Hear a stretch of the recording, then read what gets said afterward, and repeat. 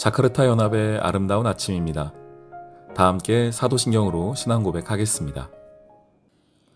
전능하사 천지를 만드신 하나님 아버지를 내가 믿사오며 그 외아들 우리 주 예수 그리스도를 믿사오니 이는 성령으로 잉태하사 동정녀 마리아에게 나시고 본디오 빌라도에게 고난을 받으사 십자가에 못 박혀 죽으시고 장사한 지 사흘 만에 죽은 자 가운데서 다시 살아나시며 하늘에 오르사 전능하신 하나님 우편에 앉아 계시다가 저리로서 산자와 죽은 자를 심판하러 오시리라.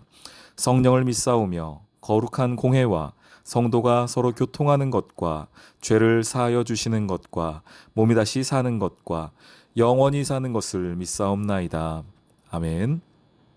제5장.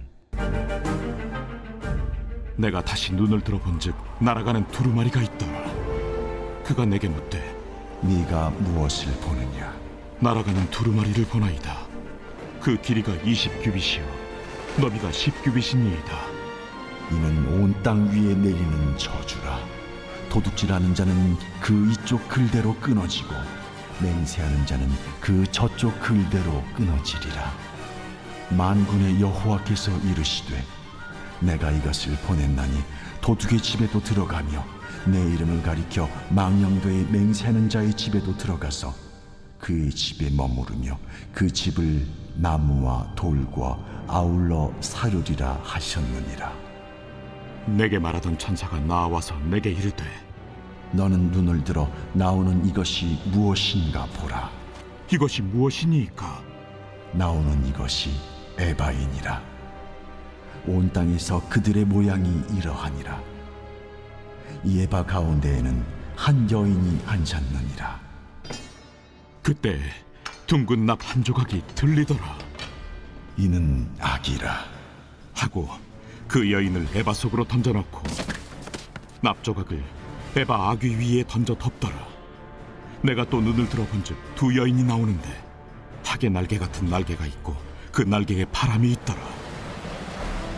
그들이 그 에바를 천지 사이에 들었기로 내가 내게 말하는 천사에게 묻되 그들이 에바를 어디로 옮겨가나이까? 그들이 시날 땅으로 가서 그것을 위하여 집을 지으려 함이니라. 준공되면 그것이 제 처소에 머물게 되리라. 샬롬, 자카르타 연합의 아름다운 아침입니다. 스가랴 5장 말씀 함께 나누도록 하겠습니다. 오늘 말씀에서는 날아가는 두루마리에 관한 이야기인데요. 두루마리는 책을 의미합니다. 지금이야 책이 이런 모양이지만 당시에는 무엇을 기록한다는 것은 어마어마한 에너지 또 재정이 들어가는 일이었습니다. 게다가 그것을 보관하기 위하여서도 만만치 않은 공간이 필요했습니다.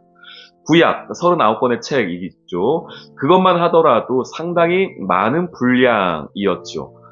두루마리는 양피지 혹은 가죽을 가지고서 기록을 하게 됩니다. 지금처럼 종이가 많이 쓰이지 못할 때였으니까요. 이 두루마리는 결국 하나님의 말씀, 성경을 의미하고 있는 것인데 그 두루마리가 날아가고 있더라는 겁니다. 날아가는 두루마리라는 겁니다. 왜 날아간다고 말씀하고 있을까요? 3절 말씀. 그가 내게 이르되 이는 온 땅 위에 내리는 저주라. 도둑질하는 자는 그 이쪽 글대로 끊어지고 맹세하는 자는 그 저쪽 글대로 끊어지리라. 이게 무슨 뜻입니까? 하나님의 말씀이 날아간다는 건 하나님께서 그 말씀을 가지고 이 세상을 두루 보시겠다는 것이죠. 그러면서 하나님께서 그 말씀이 기준이 되어진다. 그래서 이쪽 글대로 도둑질하는 자는 끊어지고 저쪽 글대로 맹세하는 자는 끊어진다라는 것은 하나님의 분명한 기준이 그들의 삶을 심판할 것이다는 이야기를 하고 있는 것입니다. 게다가 4절에 만군의 여호와께서 이르시되 내가 이것을 보냈나니 도둑의 집에도 들어가고 내 이름을 가리켜 망령되이 맹세하는 자의 집에도 들어가서 그의 집에 머무르며 그 집을 나무와 돌과 아울러 사르리라 라고 말씀하고 있습니다. 하나님의 말씀이 기준이 되어지고 그 기준은 어느 곳에나 동일하게 적용된다는 겁니다. 도둑질하는 자의 집에도 맹세하는 자의 집에도 들어가서 하나님의 말씀이 그 심판의 말씀이 분명하게 적용되어지고 작동된다는 것입니다. 여러분, 이게 도둑질하는 자, 맹세하는 자, 도둑의 집, 맹세하는 자의 집이 도둑질하는 도둑 한 사람을 말하는 것이겠습니까? 맹세하는 자의 집이라는 것이 진짜 그 집, 하우스를 말하는 것이겠습니까? 아니죠. 하나님의 백성인 저와 여러분의 마음에 대한 이야기이죠. 하나님께서 우리의 마음을 다 보고 계시다는 겁니다. 감찰하고 계시다는 겁니다. 다 하나하나 짚어보시겠다는 겁니다. 무엇을 기준으로? 말씀을 기준으로. 그러니 너희는 그 말씀이, 날아가는 그 말씀이 너의 삶을 지켜보고 있음을 잊지 말아라. 그 말씀을 기준으로 살아가라 라고 이야기하고 있는 것입니다.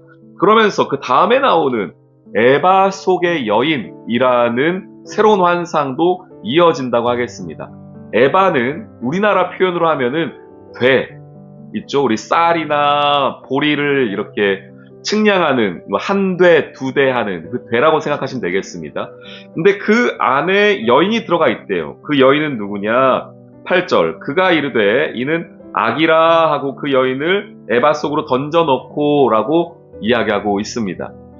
이 되는 기준 아니겠습니까? 어느 정도의 측량하는 기준. 그 안에 여인이 들어갔다는 것은 하나님이 이 여인을 재보고 있다는 거예요. 그 여인은 악이라고 표현하고 있고 그 여인이 바깥으로 나오지 못하도록 뚜껑을 아주 무거운 납으로 덮어버리는 장면이 있습니다. 결국 하나님의 말씀, 그 기준은 에바라고 표현되는, 우리나라 표현으로는 되라고 표현하는 한 말이라고 표현할 수 있는 그 기준에 맞추어서 하나님은 하나님의 심판을 하신다는 겁니다. 하나님은 감정에 따라 심판하신 분이 아니라 말씀의 기준을 가지고 이스라엘 백성들의, 저와 여러분의 삶을 심판하시는 분이시며 그 심판에 합당하지 않은 죄는 다시 밖으로 나오지 못하도록 영원한 심판대 앞에 세우시겠다는 것입니다. 그러니 말씀을 알아야 하는 것 아닐까요? 우리가 말씀을 더욱 깊이 공부해야 되는 거 아니겠습니까? 어떤 것이 하나님의 기준인지 알기 위하여서 내 기준, 내 경험이 아니라 하나님의 말씀을 우리가 보는 이유는 하나님을 더욱 잘 알아가기 위함이며 하나님께서 내게 주신 삶의 기준을 알아가기 위함입니다. 우리 오늘 이 하루 더욱 말씀을 사랑하고 말씀대로 살아갈 수 있는 은혜가 있기를 소망합니다. 하나님께서 허락하여 주신 날아가는 두루마리가 오늘 내 손에 있음을 잊지 않는 오늘 이 하루 되시길 주님의 이름으로 축원합니다. 아멘. 오늘의 기도. 하나님, 이미 허락하신 성경이 날아가는 두루마리, 생명의 두루마리임을 믿습니다. 하나님의 말씀을 가까이 하게 하시고 사랑하는 인생이 되게 하시어 말씀대로 살아가는 은혜를 주세요. 빠르게 변하는 세상 속 트렌드가 아닌 변치 않는 진리의 하나님을 붙잡고 오늘 이 하루를 살아가게 해주세요. 예수님의 이름으로 기도합니다. 아멘.